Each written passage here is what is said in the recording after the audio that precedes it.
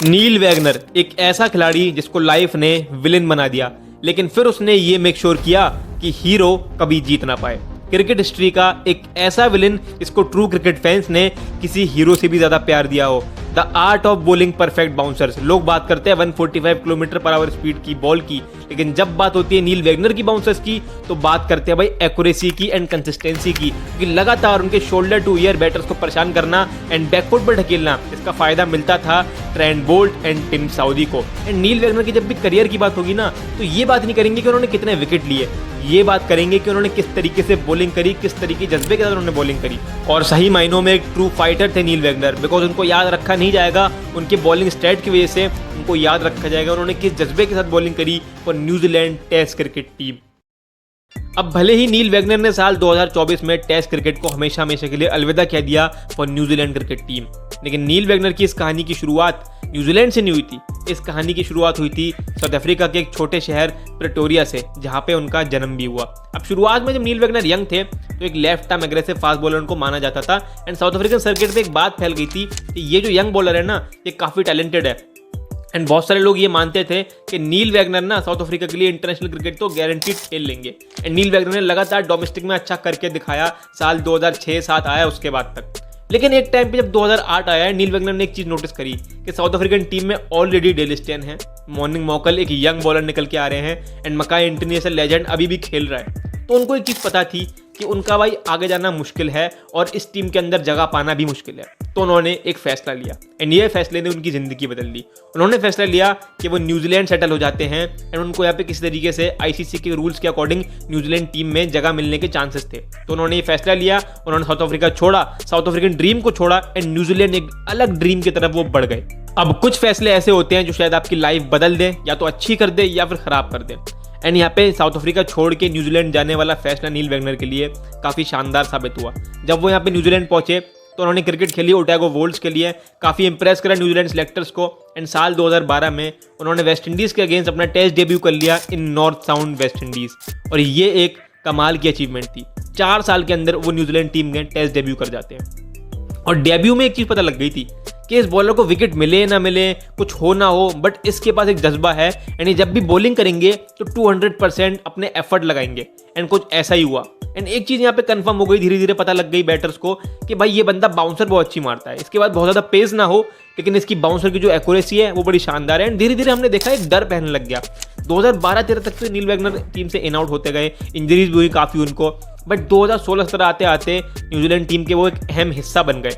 And batters के दिमाग में बात पता लग गई यहाँ पे दुनिया भर के बैटर्स में कि अब नील वैगनर बॉलिंग कर रहा है एंड वो बाउंसर मार रहा है, एफर्ट बॉल डाल रहा है, आपके कंधे पे बॉलिंग लगातार करने की कोशिश कर रहा है, तो आपका यहाँ पे काम ये है कि उसको पुल या हुक ना मारे, क्योंकि अगर आप वो मारते हैं तो अपने रिस्क पे मारिए, क्योंकि बड़ा मुश्किल है उसको हुक और पुल मारना।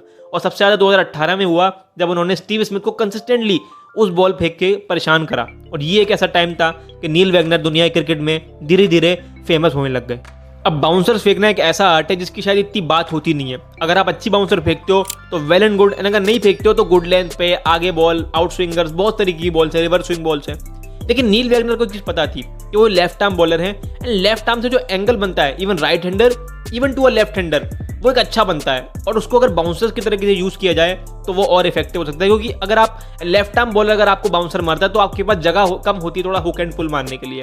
एंड इसका फायदा उठाया, इसको एक्यूरेट करा, एंड कंसिस्टेंटली भाई लगातार 10-10 ओवर्स के लंबे लंबे स्पेल्स उन्होंने न्यूजीलैंड टीम के लिए निकाले। एंड न्यूजीलैंड ड्रेसिंग रूम में ना इनको दी वर्क हॉर्स नाम का एक निकनेम भी दे दिया गया। क्यों? क्योंकि भाई जो आदमी इतने ओवर्स निकाल रहा है, ट्रेंट बोल्ट, टिम साउदी के थर्ड परफेक्ट बॉलर बन गए नील वैगनर। कप्तान के एक ऐसे bowler, captain bowler, captain delight जिसे कहते हैं, कप्तान को पता है कि भाई मेरे पास अगर कोई नहीं है, कोई भी थक जाएगा, तो मैं अगर बोलूंगा वैगनर मुझे ओवर चाहिए तो नील वैगनर आके निकालेगा। एंड नील वैगनर इस तरीके के बॉलर बन गए कि भाई वो बैटर्स को बैकफुट पे रखते थे, एंड इसका फायदा मिलता था यहाँ पे टिम साउदी को एंड ट्रेंट बोल्ट को। ये लगातार हुआ, क्योंकि क्या होता था कि अगर वो बाउंसर मारा है तो बैकफुट बल्लेबाज जो है बैकफुट पे चले गया है। एंड उसके बाद क्या होता था कि जैसे टिम साउदी या ट्रेंट बोल्ट आते थे, वो पैर इतना खोलना मुश्किल है भाई, वो आप बहुत क्वालिटी बैटर होने चाहिए अगर आप दोनों चीजों को एकदम तरीके से आप एडजस्ट कर लो। एंड इतना आसान नहीं था भाई टेस्ट क्रिकेट में बैटिंग करना। तो नील वैगनर कुछ इस तरीके से बन गए न्यूजीलैंड के एक ऐसे बॉलर जो यहाँ पे शायद उतने विकेट ना ले बट बहुत ज्यादा इफेक्टिव है। एंड एक स्टेट था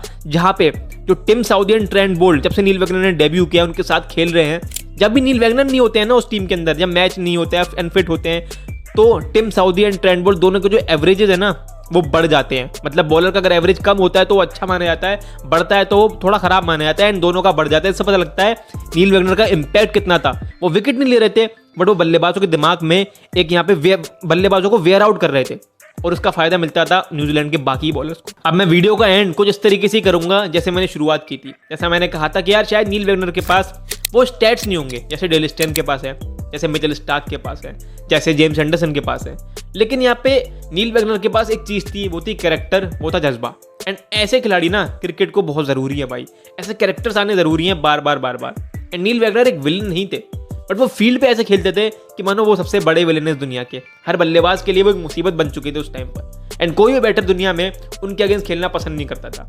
तो ये चीजें ना आपको शायद स्टैट्स में नहीं देखने को मिले कभी, शायद आपको कागजों में देखने को ना मिले, लेकिन लोगों के दिल और दिमाग में छप गई हैं। कागज शायद कभी जल जाएंगे, कभी खत्म हो जाएंगे, कभी मिट जाएंगे, लेकिन दिल दिमाग में जो चीजें आपके हैं ना, जो जिसने नील वैगनर को लाइव खेलते हुए देखा है उसको पता है इंपैक्ट कितना था इस बॉलर का for New Zealand cricket team. And ये चीजें कभी स्टैट से नापी नहीं जाएंगी, ये चीजें नापी जाएंगी क्रिकेट देखने के आपके एहसास से। एंड नील वैगनर को जिस तरीके का एहसास थे फॉर क्रिकेट फैंस, एंड मैं नहीं मानता कोई बहुत ही रेयर ऐसे लोग होंगे कि जो नील वैगनर को पसंद नहीं करते होंगे, क्योंकि नील वैगनर ने इस तरीके से इम्पैक्ट छोड़ा है। अब जो जानते नहीं नील वैगनर के बारे में वो इस वीडियो में जान जाएंगे, एंड जो जानते हैं वो तो मानते भी हैं, तभी उन्होंने वीडियो खोली भी है। तो आपको पता है ना कि भाई किस लेवल का बॉलर है। एंड ये स्टैट्स वो एक इंपॉर्टेंट चीज हो सकती है, शायद उसमें आप गोट बन जाओ, लेकिन लोगों की नजरों में आप एक गोट कैसे बनते हो, आपके इंपैक्ट की वजह से। एंड जो उनका इंपैक्ट था, जिस तरीके से मैं बोलूंगा रेवोल्यूशन, क्योंकि दुनिया में क्रिकेट में ना बाउंसर्स को यूज किया जाता था।